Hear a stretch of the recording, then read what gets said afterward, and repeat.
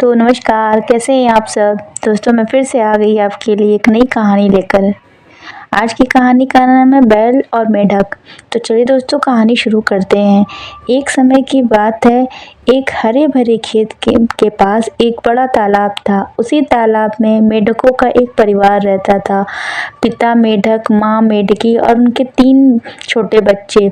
तालाब में दिन भर टर की आवाज़ गूंजती रहती थी। सब बहुत खुश थे। एक दिन खेत में एक किसान अपने 2 मजबूत बैल लेकर आया। वो बैल इतने बड़े और ताकतवर थे कि जब वो चलते थे तो ज़मीन हिलती महसूस होती थी। उनके पैरों की धमक तालाब तक सुनाई देती थी। मेंढक के बच्चे पहली बार इतने बड़े जानवर को देख रहे थे। वे पानी में झांकते हुए बोले, अरे ये क्या है, कितना बड़ा जानवर है, हमारे पूरे परिवार जितना तो इसका एक पैर होगा। छोटा मेंढक उत्साहित होकर भागता हुआ घर पहुंचा और अपने पिता से बोला, पापा पापा, आज मैंने तालाब के बाहर इतना बड़ा जानवर देखा। वो पहाड़ जितना बड़ा था। पिता मुस्कुराया और बोला, इतना बड़ा?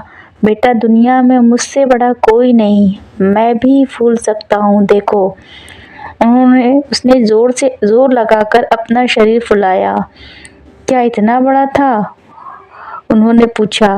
नहीं पापा, उससे भी बड़ा, छोटे मेढक ने कहा। पापा मेढक ने फिर जोर लगाया, इस बार और ज्यादा फुलाया। अब बताओ, इतना बड़ा?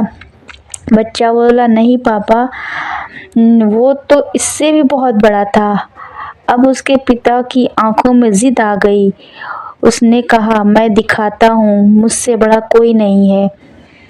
उसने पूरा जोर लगाकर शरीर फुलाना शुरू किया। माँ मेढकी डर गई और बोली, अरे रुको, फट जाओगे। लेकिन बाप मेढक नहीं सुना।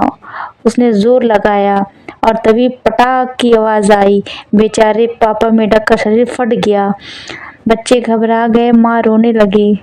उन्हें समझ में आ गया कि दूसरों से बड़ा बनने की कोशिश में उनका क्या हाल हो गया।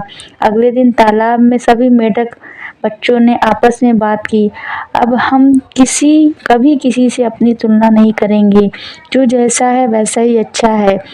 धीरे धीरे तालाब में फिर वही पुरानी टर की आवाज़ लौट आई।